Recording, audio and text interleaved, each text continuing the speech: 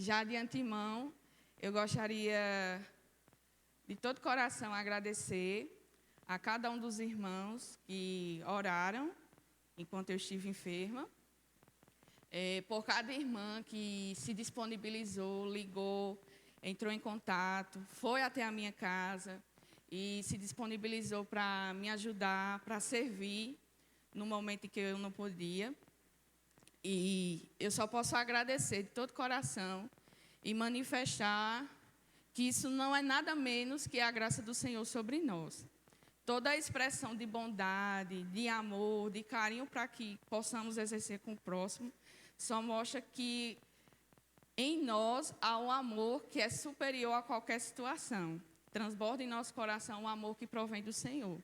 Por isso eu agradeço pela graça do Senhor em poder ter irmãos que se solidarizaram, que se compadeceram da minha situação, tá? E oraram para comigo.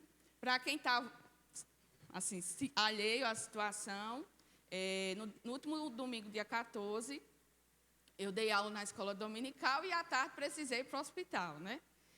Passei por uma cirurgia de urgência para a retirada da vesícula e de um cheixo que estava obstruindo o canal, né? E diante das situações, das adversidades, eu pude experimentar de tudo aquilo que a gente ensina, né? Tudo aquilo que a gente passa e vivencia, a gente explica, tenta ensinar aos irmãos pela graça do Senhor. Eu pude experimentar isso. Por mais que aos nossos olhos nós podemos ver como uma situação adversa, foi uma tragédia, foi um mal que se sucedeu sobre a minha vida, Deus me levou a pensar de uma forma totalmente diferente nessa situação. As cicatrizes que hoje eu trago em mim mostram e revelam ainda mais a graça do Senhor sobre mim. Por quê? Porque aprove a Ele livrar da enfermidade. Mesmo eu sentindo dores, mesmo tendo a necessidade de passar por uma cirurgia, o Senhor foi comigo em todo o tempo. O Senhor nunca me desamparou, confirmando ainda mais aquilo que Ele disse, que estaria conosco todos os dias da nossa vida. Hoje eu estou aqui dando testemunho para a glória de Deus, da graça e da misericórdia dEle sobre mim.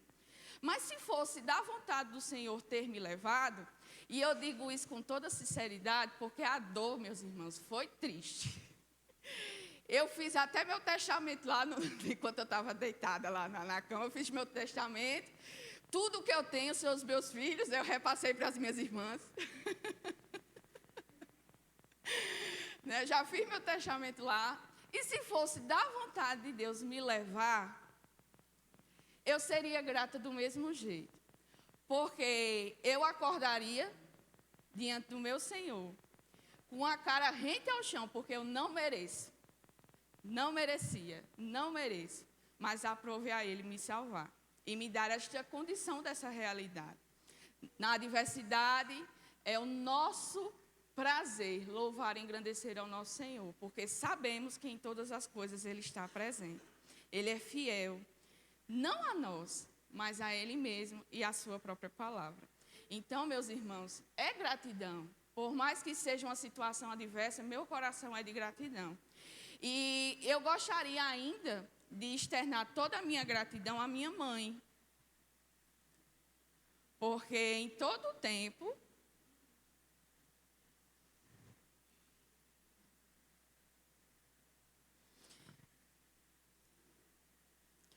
mesmo nas limitações dela,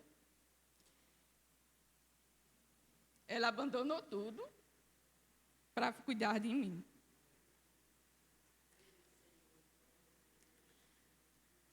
Minha mãe, a sua vida é um exemplo de amor ao Senhor. A senhora pode não entender, pode não ver, mas Deus tem derramado tanta graça na vida da senhora, que ela é um reflexo para mim, para as minhas irmãs, para a nossa casa. E tudo isso que a senhora fez por mim, e eu sei que fará, continuará fazendo, Só revelar ainda a graça e o amor que o Senhor derramou no seu coração. Eu creio, em nome de Jesus, que a senhora será curada.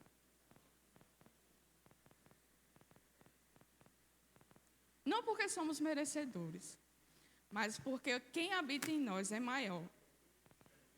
É maior. Então, muito obrigada.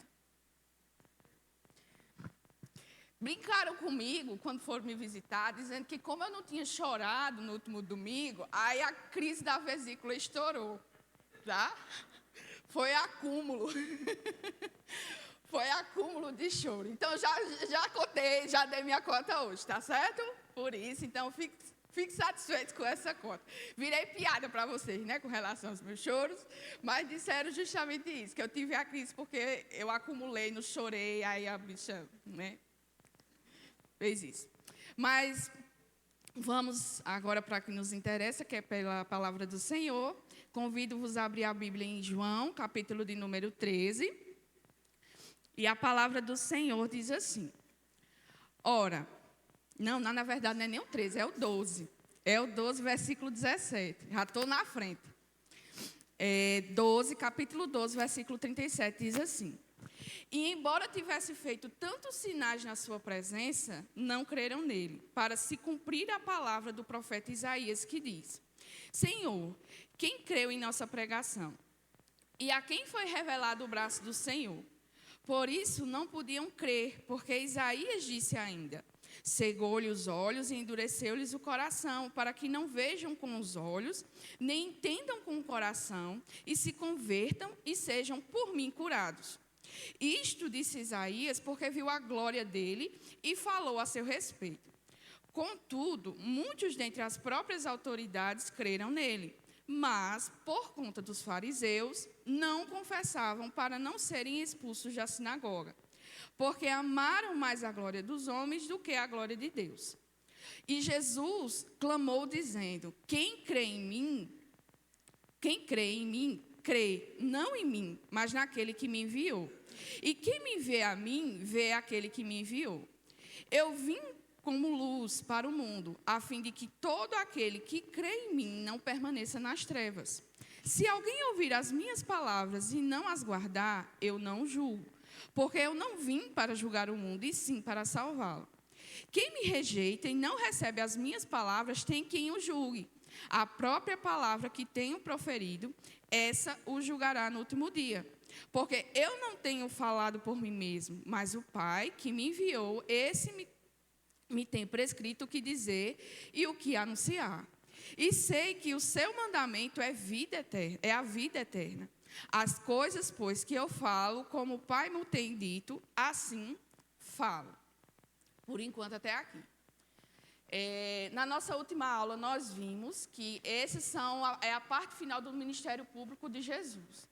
No capítulo 12, inicia-se a semana da Páscoa, então, em breve, Jesus seria morto, e com isso entramos nessa fase final do ministério público de Jesus para dar início ao ministério público de Jesus para somente com os seus discípulos. Aqui no final, nos versículos, até o versículo 36, nós temos Jesus falando abertamente para com todo o povo, tanto para a liderança religiosa, como para aqueles que estavam vindo até a cidade de Jerusalém para celebrar a festa da Páscoa.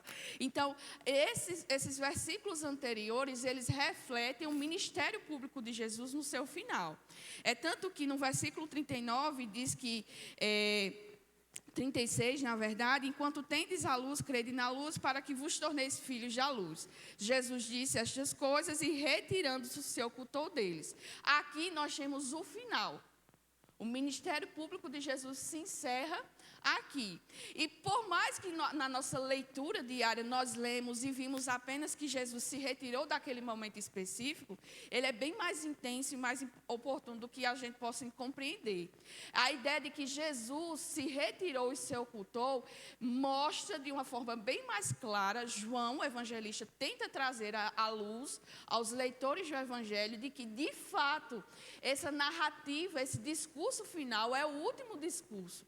A partir de então, Jesus já não estará mais presente. Ele não estará mais visível a toda uma comunidade judaica. Ele agora se retira porque sabe que está próximo o dia de ser glorificado o Filho do Homem, e isso mostra isso de uma forma bem mais intensa, o significado de que somente ele se retirou, mas a luz agora não estaria mais presente, não seria mais manifesta a toda uma comunidade. Se encerra aqui a oportunidade da comunidade judaica ser evangelizada, se assim eu posso dizer. As portas se fecharam. Aqueles que ouviram todos os ensinamentos durante os 3 anos do ensino de Jesus, era necessário para que aqueles ouvintes, aqueles que testemunharam visivelmente dos sinais e milagres que Jesus operou, eram necessário, conforme a boa vontade de Deus e do Filho, para que as pessoas crescem quem ele era. Então, aqui as portas são encerradas. E João, para encerrar o ministério público de Jesus, ele faz alguns levantamentos possíveis. No que ele faz a partir de então? Ele vai encerrar esse ministério de Jesus explicando alguns pontos. Tá? Em primeiro lugar, ele vai explicar por que o povo para o qual Jesus veio, não creu nele. E o segundo ponto que ele vai explicar aqui é uma síntese de todo o ministério público de Jesus. De todas as máximas, de tudo aquilo que Jesus manifestou no seu ministério, aquilo que é de mais denso e profundo para você que não compreendeu até então, se encontra aqui.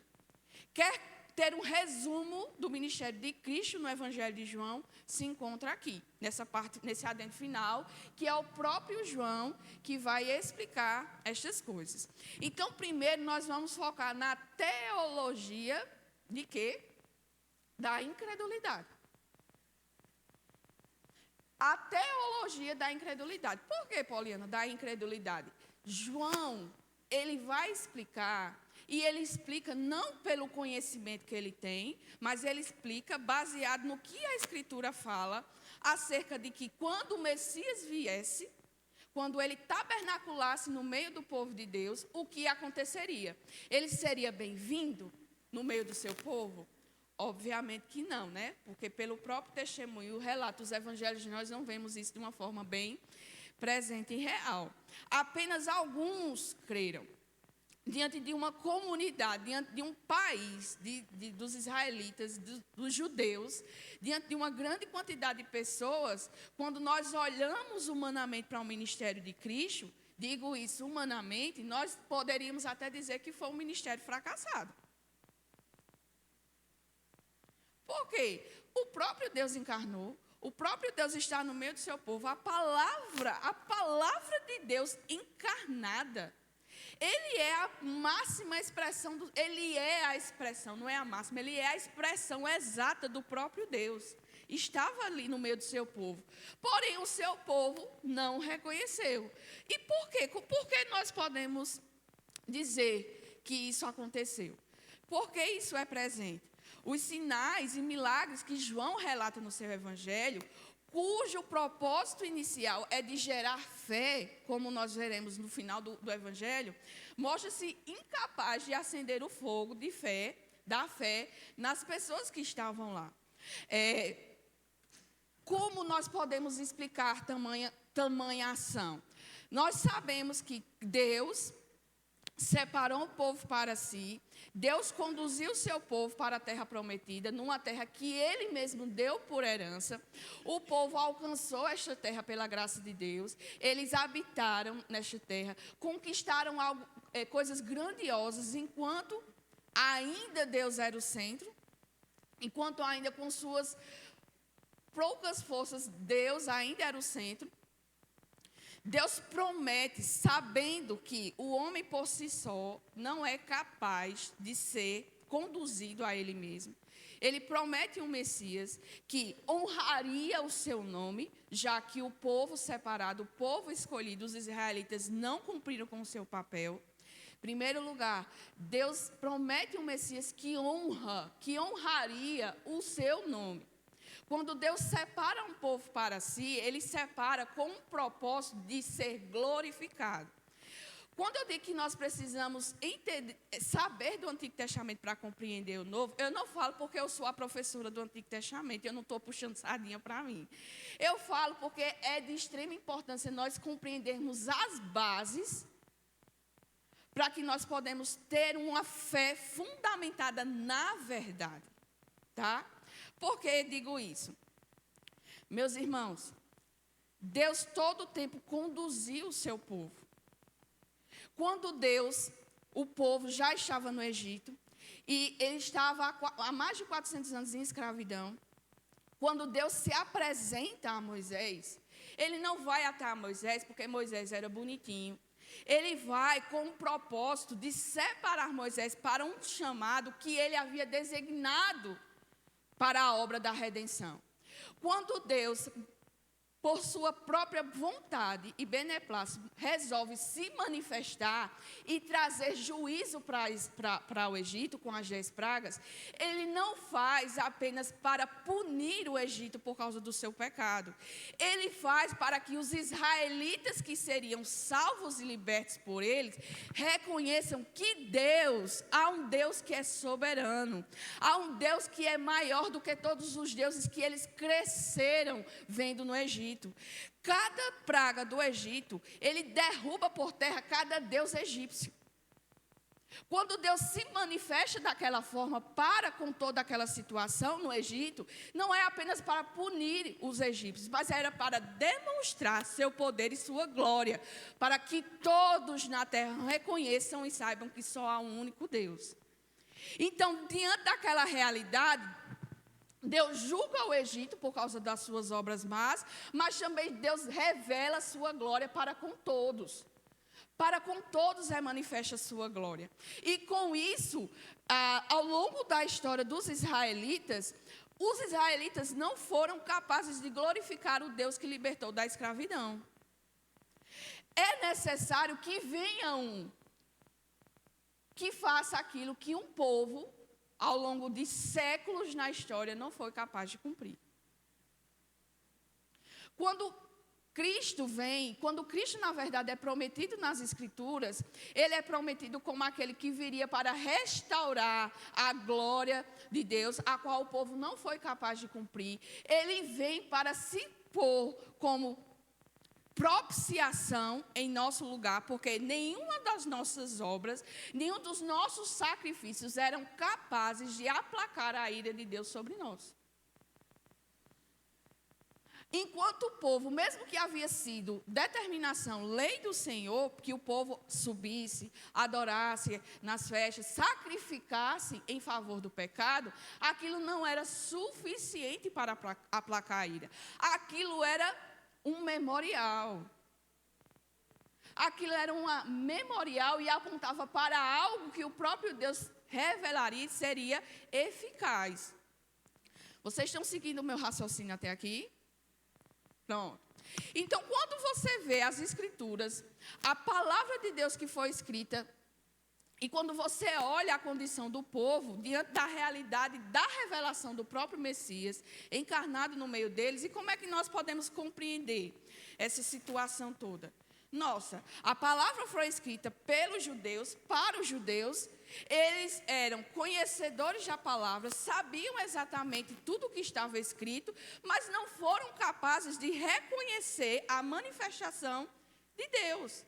Não foram capazes de reconhecer a palavra viva e encarnada. Não foram capazes de reconhecer que todos os ensinos que Cristo ensinou no seu ministério era a revelação daquilo que estava contido em sua palavra.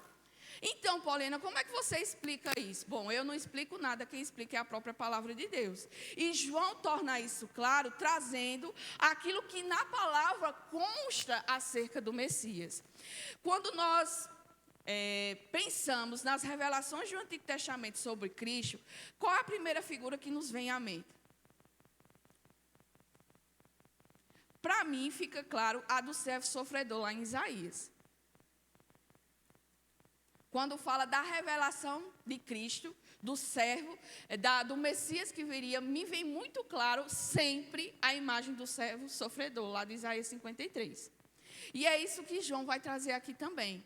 Ele usa da profecia do Senhor acerca do Messias, do servo sofredor, para dizer que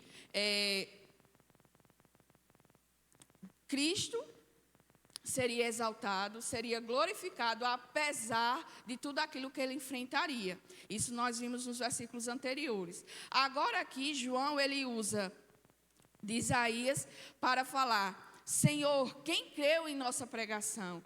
E quem foi revelado o braço do Senhor? E uma outra citação ele usa de Isaías 53, versículo 1, dizendo que, esse é de Isaías 53, 1. E agora, do versículo 40, ele usa Isaías, capítulo 6, versículo 1. Dizendo: cegou-lhes os olhos e endureceu-lhes o coração, para que não vejam com os olhos, nem entendam com o coração, e se convertam e sejam por mim curados. A mesma coisa que aconteceu com o povo lá no deserto, enquanto peregrinavam para a terra prometida, acontece aqui com o povo, com a manifestação real do próprio Deus. Lá, quando o povo peregrinava, antes de entrarem na terra prometida, Moisés, ele traz uma exortação para o povo, que está em Deuteronômio 29. Ele diz que com os seus próprios olhos, vocês viram aquelas grandes provas, aqueles sinais e grandes maravilhas. Mas até hoje, o Senhor não lhes deu mente que entenda, olhos que vejam e ouvidos para que ouçam. A mesma condição é apresentada durante todo o período da história do povo de Deus. Porque o povo não conheceu a Cristo como Messias, porque desprezou a palavra de Deus, porque Deus endureceu o seu coração. Deus endureceu o coração do povo para que isso acontecesse, para que a palavra de Deus se cumprisse. Então, quando ele usa aqui, versículo 38, ele vai falar lá em Isaías acerca da admiração das grandes nações, porque eles não reconheceram a Cristo como o Messias que viria. Esse contexto de Isaías 53. Aqui no versículo 40, que é o contexto de Isaías 6, é o contexto do chamado de Isaías. Após Isaías ver o Senhor ser purificado e ser purificado dos seus pecados, Deus, na visão que ele tem, ele se prontifica, Isaías, ele se prontifica a servir. Ele mesmo que se levanta e se prontifica a servir ao Senhor. Porém, o Senhor já o adverte. O Senhor já o adverte que ele seria levantado como profeta, porém o seu ministério seria infrutífero. Ele pregaria, ele chamaria o povo ao arrependimento, ele anunciaria a vontade e a palavra do Senhor, mas o povo não daria ouvidos, desprezaria o seu ministério, desprezaria as profecias que o próprio Deus chamava a atenção para o povo. Deus avisa a Isaías que o seu ministério seria aparentemente infrutífero. Ele diz que cegou-lhes os olhos e endureceu-lhes o coração para que não vejam com os olhos, nem entendam com o coração e se convertam e sejam por mim curados. Da mesma forma como Moisés falou com o povo no deserto, Deus chama a atenção para o povo naquele contexto. Toda a incredulidade acerca da palavra, acerca do chamado, do arrependimento a Deus, porque todos que ouvem não respondem da mesma forma como eu e você respondeu. Porque Deus endureceu o coração. Aí você pode dizer assim, você pode até pensar assim no seu coração e na sua mente mesmo, falando sobre... Deu uma travada aqui, não?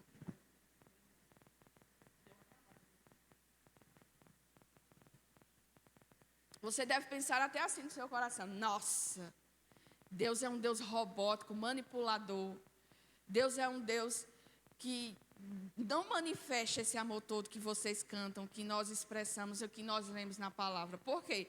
Porque como é que Deus cria pessoas e já endurece o coração delas? Não lhe dá a oportunidade de serem salvas por Ele mesmo. Que Deus mais egoísta, que Deus mais robótico, manipulador. Muitas vezes, quando nós lemos as Escrituras e deparamos com situações como essa, nós queremos limitar a Deus ao nosso próprio entendimento. Nós queremos colocar Deus na nossa caixinha, na caixinha do nosso entendimento e do nosso conhecimento. Quando, na verdade, Deus é maior do que tudo aquilo que nós limitamos a Ele. Nós somos seres limitados. Nós não temos capacidade suficiente para compreender a obra de Deus, a grandeza, a soberania de Deus. E isso é uma realidade, meus irmãos, cabível a todos aqui. Quem aqui pode explicar a Trindade de uma forma clara e sucinta? Muitas vezes a gente até duvida se ela é de fato assim, se isso não é apenas uma compreensão de outras pessoas que estudaram e entenderam isso. Quem aqui pode se levantar e explicar ponto por ponto a obra da salvação que Cristo operou em nosso favor? Nós só podemos compreender aquilo que o próprio Deus nos deixa conhecer e se revelar. E tudo isso está na sua palavra. Agora, o fato de eu não compreender plenamente não significa que Deus é injusto, que Deus não sabe o que está fazendo, que Deus é robótico, que Deus é manipulador. Isso só mostra a nossa finitude, a nossa incapacidade de compreender as máximas de Deus. Isso é tão claro que nos sinóticos nós podemos ver Jesus falando com os seus discípulos, ensinando a eles, e ele diz assim em determinado momento: ora, eu tenho mais coisas para falar para vocês, eu tenho tanta coisa para revelar para vocês, mas vocês não compreenderão. Vocês não terão essa capacidade. Você já imaginou essa cena? Você sentada, quedada aos pés do seu Senhor, do seu mestre, da encarnada palavra de Deus, e você está lá ouvindo, e o Senhor diz: eu tenho tanta coisa para falar para vocês. Aí você fala: Senhor, fala, que a gente quer aprender do Senhor. Mas vocês são lentos. Vocês são lentos, vocês não vão compreender o que eu estou falando. Sabe quando você tem uma notícia maravilhosa para dar, aí você quer falar, aí quando você fala, a pessoa que está ouvindo não tem a mesma reação que você está sentindo. Isso não é decepcionante? É muito decepcionante. Você está lá todo empolgado para falar de Jesus, aí você está lá falando da glória, da obra, do sacrifício, de tudo que Ele fez e faz por nós. Aí a pessoa está lá, né? Legal, gostei. Você murcha na hora, você fica, né? Você murcha na hora. Eu imagino que a sensação de Jesus seria a mesma. Se Ele explicasse as coisas grandiosas que Ele teria para falar, a gente ia ficar meio que de ombros, porque a gente não tem capacidade para compreender. Então, antes de a gente pensar que Deus é um Deus manipulador, robótico, que faz coisas que nós não compreendemos, nós precisamos atentar para alguns pontos específicos aqui. A primeira é que Deus é soberano. Você crê nisso? Você entende isso? Que Deus é soberano? Então, se Deus é soberano, Ele não me deve explicação nenhuma. E eu não preciso ter o pleno conhecimento para entender que Deus é soberano. Existem coisas que não nos são reveladas por completo. Veja só, Paulo, ele teve uma revelação de coisas grandiosas. Ele teve revelações de coisas grandiosíssimas. E no final das revelações que Deus deu a ele, Deus vai e coloca um espinho na carne. Né? Você sabe demais, né? Deixa eu colocar uma coisinha aqui para você. E Paulo começa a orar, passa a orar, né? Para que Deus tire o espinho da carne, tire o espinho da carne. A gente não sabe, então, por favor, não deduzam o que é. Paulo não é específico quanto a isso, há apenas especulações, mas a gente não sabe. Mas havia um espinho na carne de Paulo. E ele ora para que Deus tire. E no final, o que é que Deus responde para ele? Deus precisou fazer um manual, ponto a ponto, de que ele não iria tirar aquele espinho na carne. Deus precisou revelar o plano grandioso na história da redenção para Paulo, para explicar para Paulo que ele precisaria estar com aquele espinho na carne. Ele foi sucinto. A minha graça te basta. O que você precisa é apenas da graça do Senhor. O que eu e você precisamos é apenas da graça do Senhor. Nós não precisamos ter um relatório. Senhor, porque eu passei por aquilo? Senhor, porque eu precisei fazer uma cirurgia? Eu não preciso dar explicação. Porque enquanto eu estava sofrendo em casa, eu clamava ao Senhor. Toda encolhidinha na cama, eu clamava, Senhor, me cure. Me cure. E a dor aumentando, e a dor aumentando, e a bicha apertando, que eu já estava vendo as luzes. Eu disse a você que eu fiz o testamento porque as dores eram grandes, meus irmãos. Eu fiz o testamento. As dores eram grandes e eu pedi, clamei, Senhor, me cure. O Senhor atendeu a minha vontade? Não, mas Ele me fez ver algo maior. Ele me fez algo maior. Por quê? Porque Ele me fez ver que somente a sua graça é suficiente para mim. E é isso que Deus nos chama a entender. Nesta situação de que nem tudo nós teremos claro, nem tudo nós teremos compreensão, mas precisamos entender que Deus é soberano. Se Ele mantém coesa todo o universo, por que eu deveria me intrometer na obra de Deus na minha vida? Se Deus é capaz de alimentar os animais sem que eles nem se deem ao trabalho de trabalhar, de buscar, granjear o seu pão, porque eu devo me preocupar se Deus vai suprir ou não as minhas necessidades? Porque tudo que me é necessário, Deus supre. É tudo que me é necessário, não é tudo o que eu quero e o que me convém. Deus supre. Deus às vezes tira para nos fazer enxergar que aquilo que nós queríamos tanto era o ídolo no nosso coração.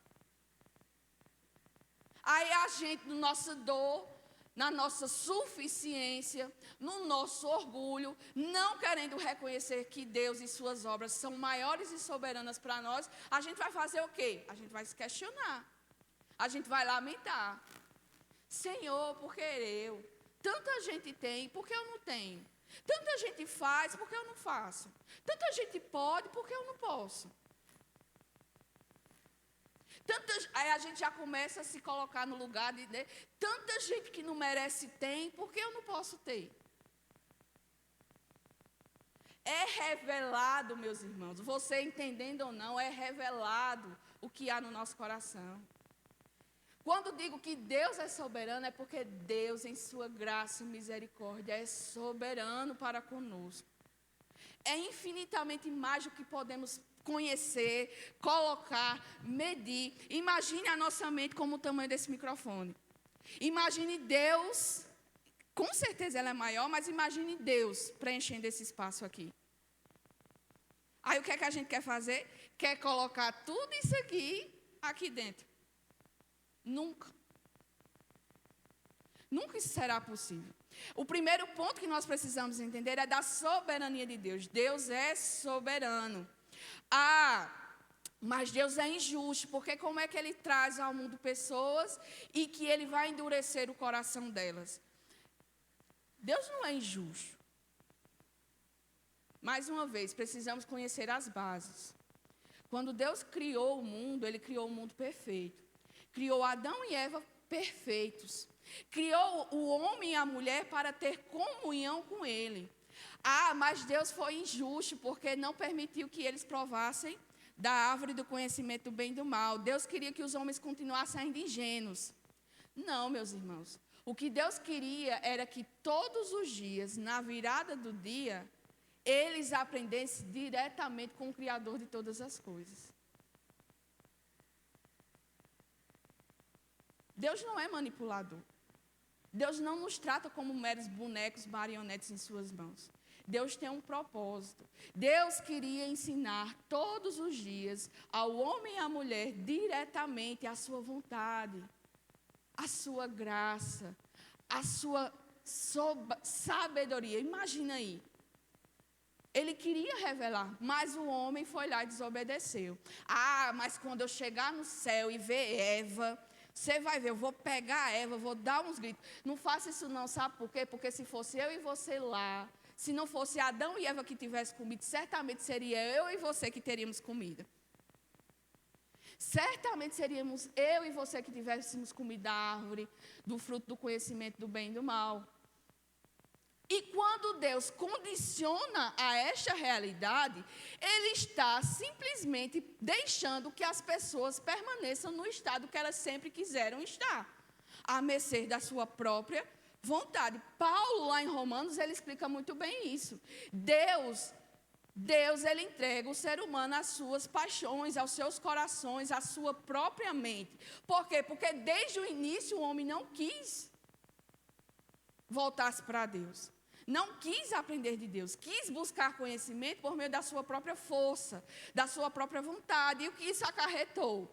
Pecado, juízo sobre toda a criação. Não foi somente para Adão e Eva, mas toda a criação está debaixo do juízo, do pecado que o homem e a mulher trouxeram. E quando isso é revelado, isso só mostra que Deus deixa-nos, né, aqueles a que ele endurece, da mesma forma em que se encontram, à mercê das suas próprias paixões, à mercê das suas próprias paixões e vontades. Um outro ponto que podemos destacar aqui: se o Senhor não for soberano, se nós não crermos na soberania de Deus, então isso se torna um pouco incoerente. Nós irmos até Ele, pedir, orar, porque Deus é um Deus soberano. Vocês concordam com isso? Concordam com isso? Vocês estão entendendo isso? Então mesmo, meus irmãos. Se não tiver, não tem problema não, a gente explica de novo. Eu estou aqui para ensinar, não estou aqui para impor nada a ninguém não. A gente está aqui para ensinar. Se Deus não for soberano, então não há necessidade de irmos até Ele em oração. Isaías, no capítulo 63, ele vai orar ao Senhor, mesmo sabendo que o Senhor cegou o entendimento do povo. Mesmo sabendo que o Senhor endureceu o coração, cegou os olhos. Deus não permitia que o povo entendesse do seu ministério, das suas profecias, da sua proclamação da palavra. Isaías compreendia isso. E quando vamos lá para Isaías 63, ele está orando ao Senhor. E ele clama para que Deus seja misericordioso. Porque Deus cegou o entendimento, cegou os olhos, não permite que os outros compreendam a sua palavra, mas que ele seja misericordioso. Então, se Deus não for soberano sobre essas coisas, então se torna vã a oração de Isaías, se torna vã a oração que nós temos de Daniel, de Esdras, de Neemias, do próprio Paulo, do próprio Jesus. Isso se torna nulo. Contudo, meus irmãos, muitos dentre as próprias autoridades creram nele. E aqui nós temos uma admoestação da parte do Senhor, da parte do ensino de João, acerca da fé, de uma fé que não é uma fé ainda suficiente. Nós temos o ensino acerca de que porque Jesus estava presente e muitos não reconheceram, para que se cumprisse a palavra de Deus, e porque Deus foi que fez isso, para que a sua glória fosse manifesta.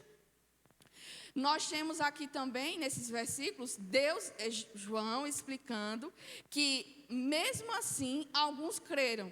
Porém, essa fé ela não foi suficiente.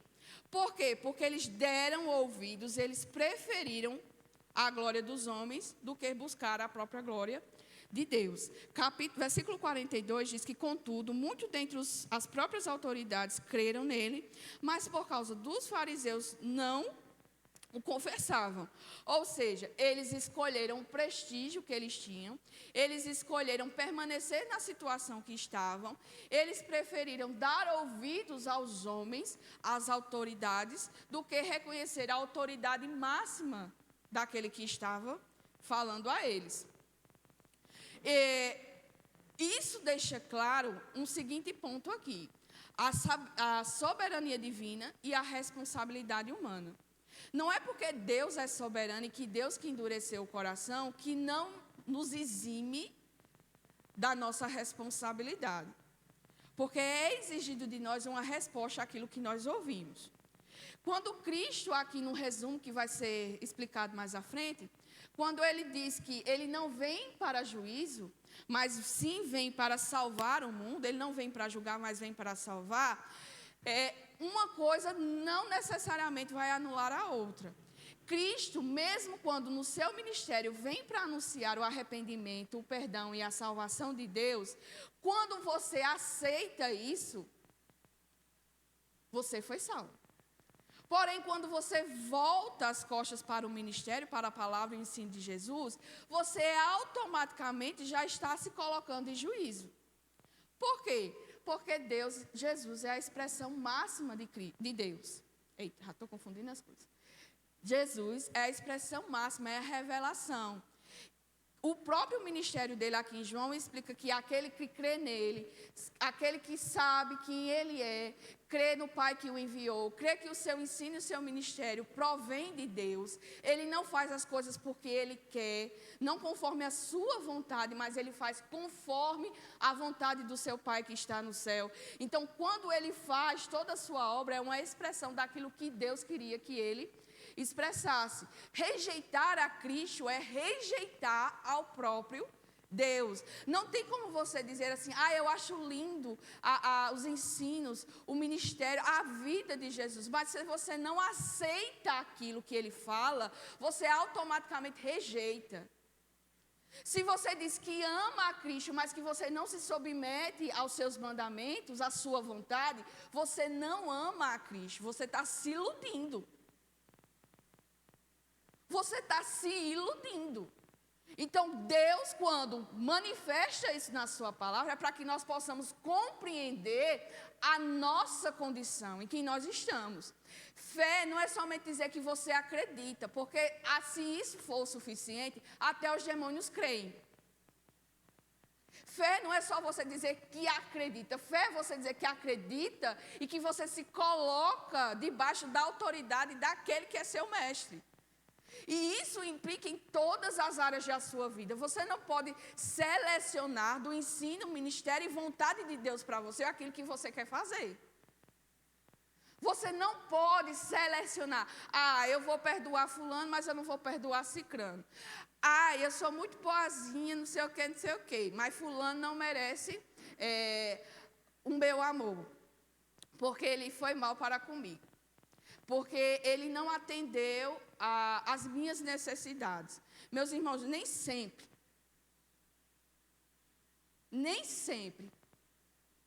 você passando por uma adversidade, você vai ter alguém do seu lado.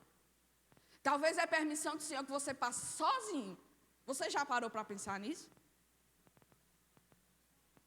Talvez seja vontade de Deus que você passe por aquela situação sozinho. Para quê?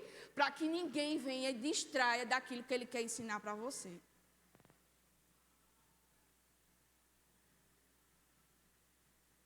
Muitas vezes nós queremos culpabilizar os outros por ações que competem a nós. É mais fácil eu querer colocar a culpa no outro do que assumir que eu também erro. Não é assim? É mais fácil eu colocar a culpa em fulano e cicrano, porque todas as coisas aconteceram de uma forma injusta. Aí eu vou lá e descarrego todo o meu rancor, toda a minha mágoa, toda a minha amargura, como vocês aprenderam semana passada, eu vi. Toda a minha amargura eu vou e descarrego no outro, culpabilizando o outro por uma coisa que é responsabilidade minha. Por que, Paulina, é responsabilidade minha? Porque a palavra de Deus nos ensina a perdoar. A palavra de Deus nos ensina o quê? Se alguém vem e nos ofende e dá um tapa na nossa cara, a gente tem que ir e oferecer o outro lado. Se alguém vem e rouba a nossa capa, a gente tem que oferecer a nossa túnica também. A gente tem que perdoar assim como Deus perdoou os nossos pecados. E como é que eu perdoo? É 7 vezes 7? Não, é 70 vezes 7. É 70 vezes 7.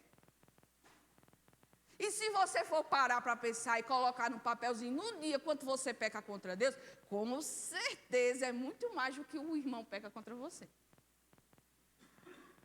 E mesmo assim, Deus nos perdoou. Deus não levou em conta os nossos atos. Eu sou salvo pela graça de Deus. Não é porque eu sou boazinha, não. Não é porque eu conheço um pouco da palavra de Deus, não. Não é porque ele olhou para mim e viu que havia bondade no meu coração. Não, essa menina, se eu entrar no coração dela, ela vai ser usada poderosamente. Não. É pela graça. Aí a gente se comporta como fariseus. E a gente não vê. A gente está se comportando muitas vezes como fariseus. Como os fariseus se comportavam, assim está sendo a nossa ação.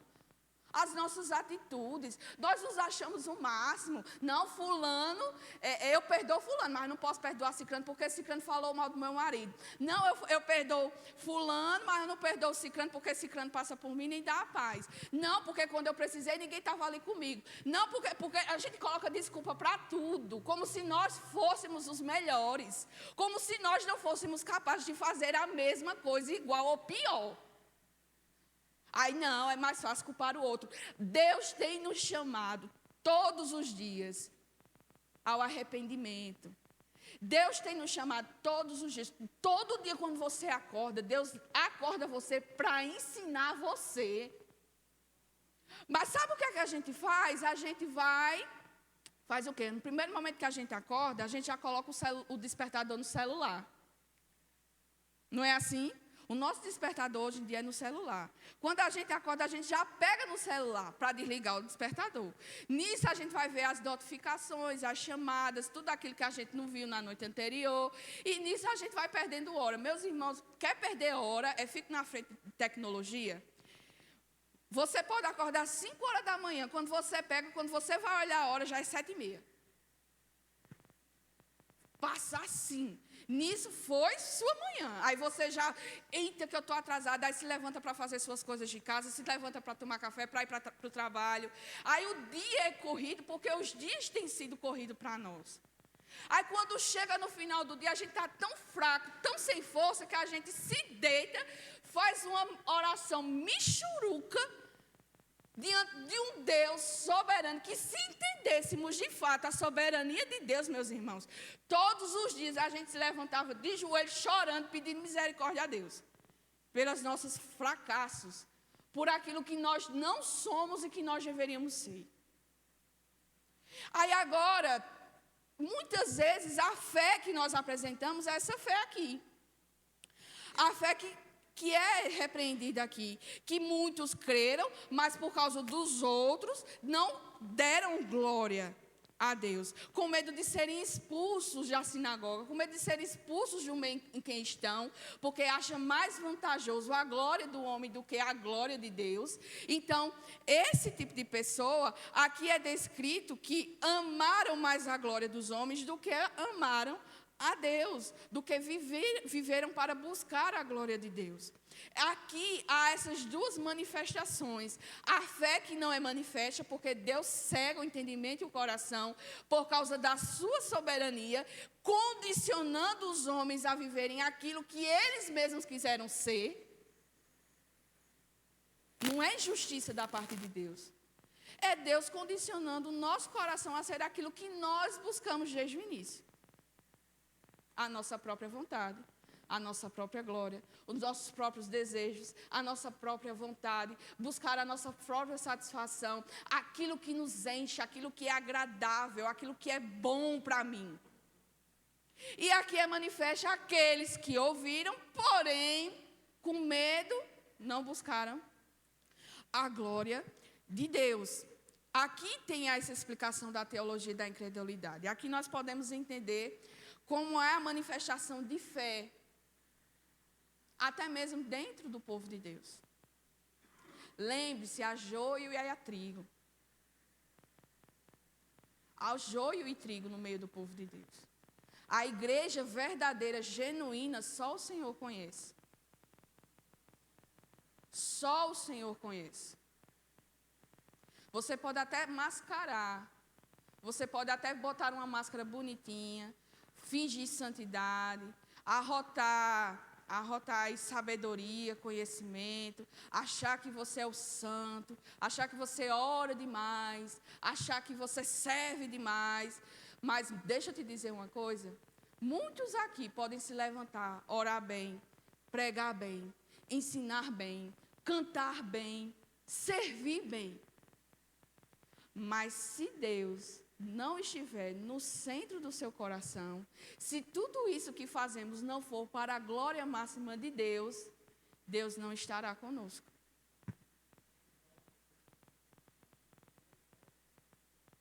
Deus não estará conosco.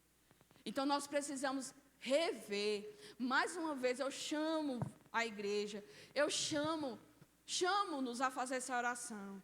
Senhor, sonda e conhece o nosso coração, porque certamente há caminhos maus. Certamente há caminhos maus. Tira, Senhor, tudo aquilo que não convém. Tira o meu desejo de satisfazer a minha vontade, de buscar os meus desejos, os meus prazeres, mas imprime no meu coração e na minha mente a tua glória, a tua soberania. Faz-me entender a minha condição. Faz-me reconhecer que eu sou pobre, finito. Eu não tenho controle de nada. Meus irmãos, de manhã eu estava aqui, de noite eu estava sendo operada. Eu não tenho controle de nada. Você não tem controle de nada. Quem tem controle da minha e da sua vida é o próprio Senhor. Se aprova Ele tirar assim, Ele faz, porque Ele é soberano. Então, Senhor, nos ensina a viver para a Tua glória. Imprime a realidade de quem nós somos. Imprime, Senhor, a realidade de que o nosso coração é mau, que desejamos fazer a nossa própria vontade, que queremos, Senhor, fazer aquilo que nos agrada para chamar a atenção dos homens. Porque dos homens nós ouvimos a glória. Dos homens nós ouvimos o reconhecimento. Quando muitas vezes, Senhor, nós choramos e nem um pouco sentimos a Tua presença. É mais agradável, Senhor, viver para a glória, a minha glória, do que viver para a Tua. Porque a Tua, Pai, exige renúncia. A Tua, ó Pai, exige renúncia. Renúncia de mim mesmo, renúncia da minha carne, renúncia dos meus próprios conhecimentos e saberes. Quando Tu é o máximo, Senhor, da sabedoria, é a verdade encarnada e revelada a nós. Ajuda-nos, Senhor. Ajuda-nos, porque somos pobres, somos miseráveis. A nossa mão, a nossa vida está em Tuas mãos. Faz-nos reconhecer, Senhor, quem nós somos, para o louvor da Tua glória. Sonda e conhece o nosso coração. Traz à luz. Revela todos os nossos pecados, para que não sejamos enganados, Senhor, achando que estamos Te adorando e Te servindo, quando na verdade o Senhor não recebe nem as orações que passam da nossa cabeça. Tira a incredulidade, gere em nosso coração mais fé, que mesmo, Senhor, que haja um espinho na carne, eu possa glorificar o Teu santo nome, que na minha dor, na minha angústia, Senhor, o Teu nome seja glorificado, para que eu possa também expressar misericórdia, Senhor, para com os outros, para que eu não possa levantar o meu dedo em arrogância e apontar para o pecado do meu irmão, quando o Senhor teve misericórdia do meu. Ajuda-nos a viver, ó Pai, em nome do Senhor Jesus, como igreja, como corpo teu, ó Deus, não querendo ser maior, nem querendo nos colocar embaixo de pé de ninguém, mas nos dar a visão de quem nós somos. Nós somos chamados e amados por Ti. O Senhor nos fez cooperadores da Tua grandiosa obra. Por isso nos unge, Senhor, nos capacita. Tira toda a preguiça, tira todo, Senhor, todo medo, tudo aquilo que nos impede, Senhor. Tira, quebra, Senhor, celular, computador, televisão, tudo aquilo que nos afasta de Ti, ó Deus, quebra.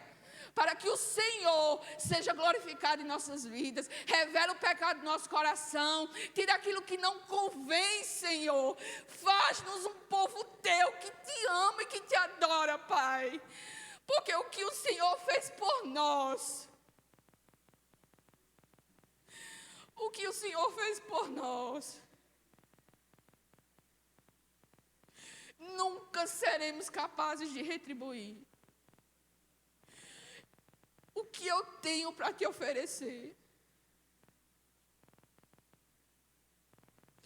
Sou eu mesmo. Me ajuda, Senhor, a mortificar, a sacrificar, Senhor, a mim mesmo, para que o Senhor venha reinar e superabundar em minha vida. Livra-nos, ó Deus, de pecar contra Ti. Porque não ofendemos somente os outros, ofendemos a Ti primariamente, ó Deus. Ajuda-nos em nome de Jesus, para o louvor da Tua glória, Senhor.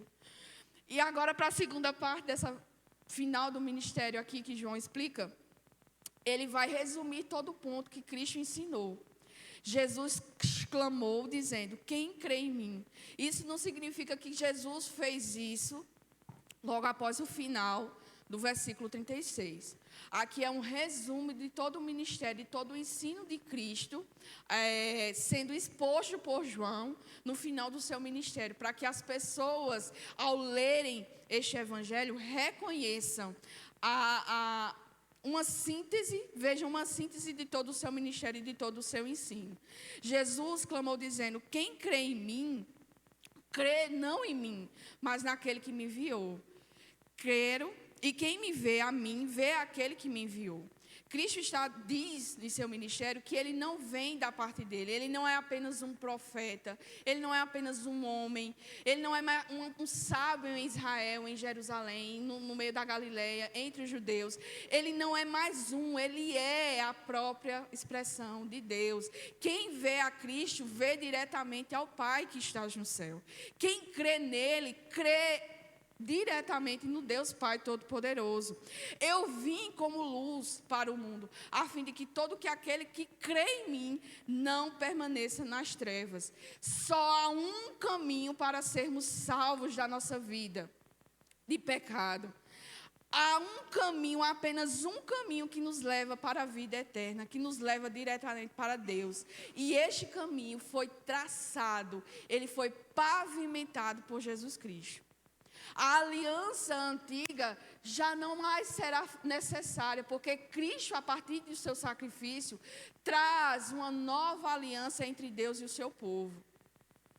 É através de Cristo, somente por Cristo, que nós temos acesso à vida eterna. É somente mediante, na presença da luz, que as trevas da nossa vida, elas são dissipadas. Somente diante da verdadeira luz, que todo mal é despojado, todo pecado é perdoado, toda cura é manifesta, toda salvação é real, somente em Cristo Jesus. Se alguém ouvir as minhas palavras e não as guardar, eu não julgo. Porque eu não vim para julgar o mundo, e sim para salvá-lo. Porém, quem me rejeita e não recebe as minhas palavras, tem quem já julgue. É a própria palavra que tenho proferido, é essa que julgará no último dia. Nós temos um ponto comum com essa questão do julgamento. A primeira vinda de Cristo, ele não vem para condenar. Apesar de que a resposta que nós damos mediante essa revelação já nos traz juízo. Mas o juízo final, isso acontecerá na segunda vinda de Cristo. E Cristo não nos acusará, porque a sua palavra será responsável por isso. Porque ninguém pode dizer que não tem conhecimento. O apóstata, ele não pode dizer que não conhece a Deus. Ele não aceita a revelação de Deus. É diferente. É muito diferente. Nós aqui não podemos dizer, por mais que você seja um crente, que eu acho impossível um crente que não lê a Bíblia, mas vai que isso aconteça, né? Não é o desejo de Deus, mas vai que isso seja possível de acontecer. Você não conhece a Bíblia toda, mas você não tem desculpa diante de Deus, porque a sua criação revela as obras das suas mãos. Não há desculpa. Não há desculpa. Não há desculpa. Porque no momento oportuno, quando Cristo voltar, não será Ele que julgará, mas a sua própria palavra. Assim como Jesus exortando no capítulo 5 em diante, aos judeus, porque eles se julgavam conhecedores da lei e eram descendentes de Moisés, Cristo os acusa dizendo que não é Ele que vai julgar, mas é o próprio Moisés que irá julgá-lo, porque Moisés viu a glória de Deus. E eles não foram capazes de ver e reconhecer, de ver, viram, mas não foram capazes de reconhecer a glória e nem lhe dar a honra que é devida. Porque eu não tenho falado por mim mesmo, mas o Pai que me enviou, esse tem me prescrito o que dizer e o que anunciar. Eu sei que o seu mandamento é a vida eterna. As coisas, pois, que eu falo, como o Pai me tem dito, assim eu falo. Em máxima, Cristo está dizendo que Ele é a luz do mundo, enviado pelo próprio Deus. Aquele que anda nas trevas não reconhece o seu caminho, mas aquele que vê a luz é capaz de reconhecer o caminho pelo qual estava. Com isso, é por esta revelação da luz que nos torna capazes de sermos salvos. É por Ele que nós temos a salvação.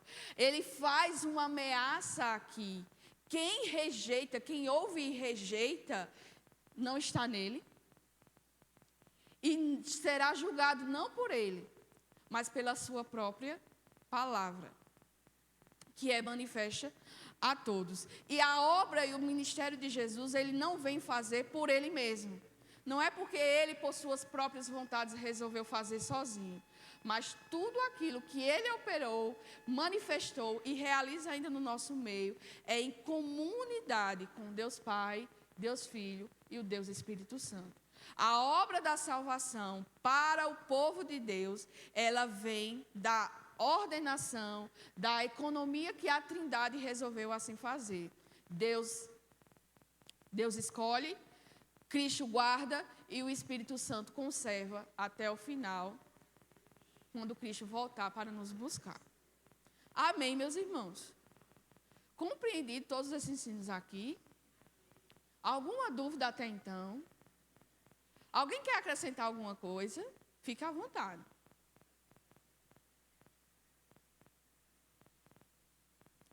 Todo mundo entendeu? 3 vezes eu vou perguntar, assim como Jesus perguntou, 3 vezes, tá? Vocês entenderam direitinho, porque agora não, domingo que vem, se assim o Senhor nos permitir, nós vamos ver então Jesus anunciando o Pai, revelando o Pai aos seus discípulos. A partir de agora já não é mais um ministério público. A partir de agora, Jesus, ele se reúne com os seus, aqueles que seriam os principais, se assim eu posso falar, que dariam continuidade ao seu ministério quando ele partisse, e a partir de então a sua igreja ela fosse fundada. Então, desse momento do capítulo 13 até o capítulo 17, é Jesus com seus discípulos reunidos, ensinando e revelando a eles a necessidade de Cristo morrer. Porque era necessário que Cristo morresse, porque era necessário que a semente caísse no chão, morresse, para que ela pudesse frutificar, dar os seus frutos. E olha nós aqui, para o louvor da glória de Deus. os frutos do penoso trabalho do nosso Senhor e Salvador. Amém, meus irmãos, vocês não se alegram com isso, não? Nem eu, viu? Nem eu que estou doente aqui, parecendo uma buchada, nem eu que estou assim. Meus irmãos, se alegram, o povo de Deus é o povo mais feliz da terra. Por quê? Porque é o único que passa por prova dando glória a Deus. É o único que passa por prova sabendo que o seu Senhor está do seu lado. É o único povo que tem para quem dirigir a voz e clamar por socorro, meus irmãos. Nós somos o único povo nesta face da terra que temos um Pai que nos ama de modo excelente, que propiciou para nós a nossa salvação, que se ofereceu como oferta real, vive e eficaz para perdoar os nossos pecados. É aquele que não se contenta com este mundo, que sabe que peregrina nesta terra e que em breve, se o Senhor chamar ou se Ele voltar, receberá a herança, a coroa da vida eterna. Então se alegre. Glorifique a Deus, o teu Pai, o teu Salvador, o teu Redentor. Se alegre. Se alegre, meus irmãos, porque Deus nos ama. Não somos órfãos. Passamos por lutas, aflições, mas o Deus Todo-Poderoso está do nosso lado. Ele nos sustenta e nos fará, pela sua graça e misericórdia, perseverar. E quando tudo isso acabar, nós estaremos diante dele, ceando. Você já imaginou sentar na mesa? Quem aqui assistiu aquela série The Chosen? Eu sei que é uma série que tem muitas coisas que precisa ser preenchido para uma série. Mas você já imaginou aquela cena? Ainda vai passar, né? Mas você já imaginou você estar do lado de Jesus? Você já se imaginou ser ensinado por Jesus? O exemplo máximo de humildade, de sabedoria, de amor, aquele que nos ama incondicionalmente, apesar das nossas falhas, apesar da nossa fragilidade, Ele nos ama e nos tem sustentado até aqui. Então, meus irmãos, nós temos no dia de hoje, como todos os dias da nossa vida, mais do que motivos para nos alegrar. Não são as circunstâncias que nos definem, mas é quem está do nosso lado. Amém? Louvado seja o nome do Senhor por isso. Vamos orar? Deus Todo-Poderoso, louvamos e engrandecemos o Teu santo nome nesta manhã. Graças te damos, Senhor, pela Tua graça, misericórdia, bondade, justiça, fidelidade, Senhor, que tem nos acompanhado. Queremos te agradecer, Senhor, pela essa porção que o Senhor trouxe ao nosso coração, que o Senhor possa aplicá-la, ó Pai. Não permita que as aves venham e roubem isso do nosso coração, mas gere em nós amor e fé por Ti, um amor e fé genuíno, Senhor. Não substancial ou circunstancial, mas um amor que sobrepõe, Senhor, tudo aquilo que nós venhamos a passar, porque a Tua palavra nos diz que somente a Tua graça nos basta, que nas provações e lutas desta vida, Senhor, possamos ter as certezas e firmes em nosso coração que o Senhor está conosco. Na bonança, Senhor, não nos permita nos esquecer de Ti, permita-nos, Senhor, reconhecer e ter um coração grato por toda boa dádiva que o Senhor tem derramado. Se estamos de pé nesta manhã, foi porque o Senhor assim nos levantou. Se nós temos fôlego de vida nesta manhã, neste dia, foi assim, conforme a Tua boa vontade para conosco. Que possamos ser gratos, Senhor, nas pequenas coisas, para que possamos nos alegrar na bonança quando ela chegar. Ajuda-nos, ó Deus, a permanecermos firmes na Tua palavra, nos Teus caminhos. Livra do nosso coração, da nossa mente, dos nossos desejos, para que em tudo e em todas as coisas o Senhor reine sobre nós. Abençoa esta casa para o louvor e glória do Teu santo nome. Abençoa, Senhor, a liderança. Conduz, Senhor, conforme o Teu Santo Espírito, todas as direções, todos os questionamentos, tudo aquilo que é necessário para o crescimento, para a edificação do Teu povo, que seja o Teu Santo Espírito a guiar a liderança, a coordenação, a diretoria, como os presbíteros. Abençoe, ó Deus, conduz neste caminho que o Senhor chamou a seguir, a perseverarem, a permanecerem firmes. Concede aos diáconos dessa casa, Senhor, um amor e temor por Ti e pelo Teu povo. Eles servem a Ti primariamente, como também a Tua igreja. Que eles possam fazer isso de todo coração, que não venham para cumprir uma escala, mas que eles possam ter, Senhor, firmados a obediência à Tua palavra, que eles possam cumprir o papel a que eles foram chamados conforme designa a Tua palavra, que eles não se fixem apenas no serviço da casa, mas que eles se fixem também no serviço na casa dos irmãos, ó Pai. Nos levanta, ó Deus, em nome do Senhor Jesus, como um povo Teu, um povo que busca a Tua presença, para que possamos ser revestidos de todo poder e autoridade, que possamos, pelo Teu santo nome, Senhor, operar aquilo que a igreja primitiva fez, ó, que o Senhor nos ajude a avançar no ministério do Teu reino, que ele cresça pelas obras a qual nós nos designamos a servir, ó Pai, que o Teu reino avance, que o mal, Senhor, seja refreado, que o Senhor possa levantar homens e mulheres, jovens, adolescentes e até crianças, Senhor, com esse senso de comprometimento. Derrama do Teu amor, revela-nos todos os dias, Senhor, a Tua santidade, para não pecarmos contra Ti, para não prevaricarmos o Teu santo nome, para que em todas as coisas, Senhor, em nossa vida possamos refletir a Tua luz que habita em nós.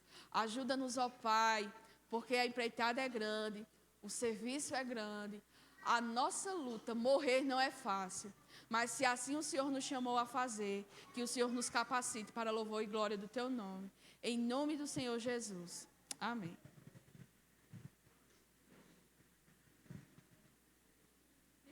Nem precisou, né?